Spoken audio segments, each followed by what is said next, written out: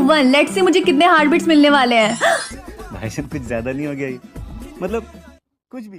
15 million, इसका मतलब मैं कभी नहीं मरने वाली। अबे साले। यस मम्मी मैं स्कूल जा रही हूँ। अरे सुन तो क्या हुआ? रिंकी बेटा तुझे कितने हार्ट बीट्स मिले हैं? मैं नहीं बताऊंगा। मम्मी मुझे बहुत सारे हार्ट बीट्स मिले, मैं कभी नहीं मरने वाली। चल झूठा। ये तो बहुत अच्छी बात है। बाय।